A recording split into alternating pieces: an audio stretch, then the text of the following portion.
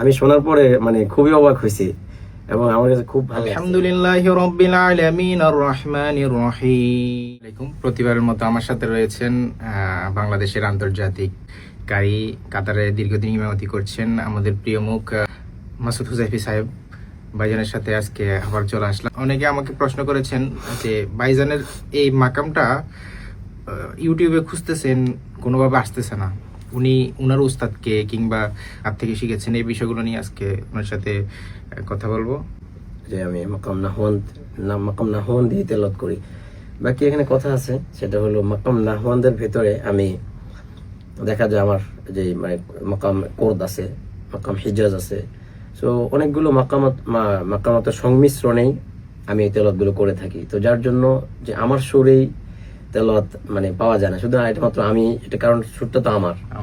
তো যার জন্য এটা দেখা যায় এক এক কারি এক এক ভাবে তেলাওয়াত করে এবং এক এক মাকামাত অ্যাড করে তেলাওয়াত করে, অর্থাৎ সব এই যে মাকামাত গুলো আছে সব মাকামাতে সবাই তেলাওয়াত করে, কিন্তু এখানে ব্যাপারটা হচ্ছে যে এবং আলাদা একটা সুর থাকে প্রত্যেকটা কারির।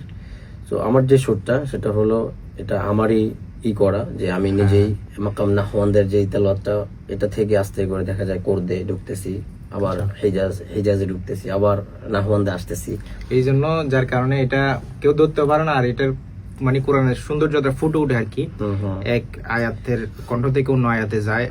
তো এটা হচ্ছে যে ওইভাবে আর কি তেলাওয়াত করার কারণে দেখা যায় আমি একটা বলছি যে মাকাম নাহওয়ান্দ, তো হয়তোবা এটা অনেকে হয়তো ইউটিউবে বা অন্যান্য জায়গাতে সার্চ করলে হয়তো বা ওইভাবে পাবে না আর কি, পাবে না, কারণ এই সুরটা তো আমার, কারণ এটা হচ্ছে যে আমার, এবং আমি মাকাম নাহওয়ান্দে শুরু করি, কিন্তু মাকাম নাহওয়ানদের ভেতরেও অনেকগুলো সুরের সংমিশ্রণে আমি এই তেলাওয়াতটা করে থাকি আর কি। আশা করি আপনার উত্তরটা পেয়েছেন, ধন্যবাদ।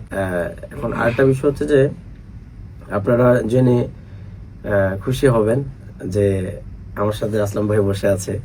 তো আমার তেলাওয়াত শুনতে শুনতে আমার মসজিদে সবসময় উনি আসে, আমার তেলাওয়াত শুনে, এবং আপনাদেরকেও আমার তেলাওয়াত অনেক তেলাওয়াত আর কি শোনাইছে।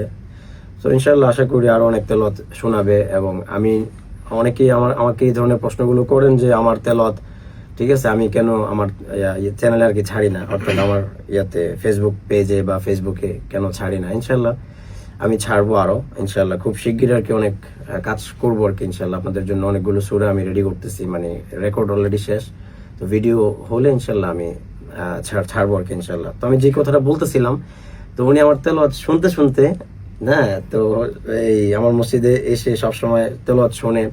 তো শুনতে শুনতে আমার যে সুরটা আছে এই সুরে সূরা ফাতিহাটা আমাকে একটু আগে শোনাইলো। তো আমি শোনার পরে মানে খুবই অবাক হয়েছি এবং আমার কাছে খুব ভালো লাগছে। এবং আমি চাই যে আপনারাও এই ওনার যে সূরা ফাতিহাটা, বিশেষ করে এই সূরা ফাতিহাটা আপনারাও শোনেন এবং শুনে অবশ্যই মন্তব্য জানাবেন কেমন হইলো আর কি। আমার আসলে কোরআনটাকে সুন্দরভাবে পড়া যায়, এটা আমি এর আগে আমি কোরআন তেলাওয়াত শুনেছিলাম, তবে উনার সাথে এসে মানে যখন আমি তারাবির নামাজ স্টার্ট করেছিলাম তখন থেকে আসলে মানে উনার তেলাওয়াতটা আমার কাছে আমার হৃদয় মানে একদম জুড়িয়ে গেছে আর কি। আমি বারবার এটা মুখস্থ করার চেষ্টা করতাম, মানে উনার তেলাওয়াতটার যে মায়াটা আছে এটা আমি পড়ে গেছি আর কি, এক কথায়। এটা আমি উঠতে বসতে আমি কাজকর্ম করার সময়ও আমি উনার সুরটাতে আমি ধরে রাখার চেষ্টা করি আর কি, আমি তেলাওয়াত করি। তো যাই হোক ভাই, আমি এখন আমরা একটু শুনতে চাই যে দর্শকরাও শুনুক আপনার সুরে, আপনার কণ্ঠে আর কি সূরা ফাতিহাটা। আচ্ছা, ইনশাআল্লাহ। বিসমিল্লাহির রহমানির রহিম।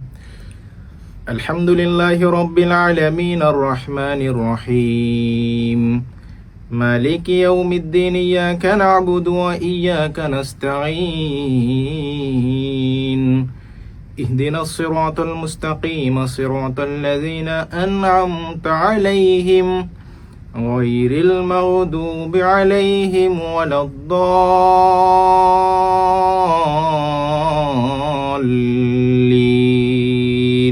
آمين। মাশাআল্লাহ আলাইক, মাশাআল্লাহ আলাইক, মাশাআল্লাহ তাবারাকাল্লাহ রহমান। আপনারা শুনছেন, মাশাআল্লাহ আমার কাছে শুনে খুব ভালো লাগছে আর কি। অবশ্যই কমেন্টে মন্তব্য জানাবেন কেমন, উনি কতটা আর কি আমাকে ফলো করতে পারলো। আপনারা দোয়া করবেন আমার জন্য, আমি শিখতেছি আর কি, আমার জন্য দোয়া করবেন, ভাইয়ের জন্য দোয়া করবেন। ধন্যবাদ, আসসালামু আলাইকুম।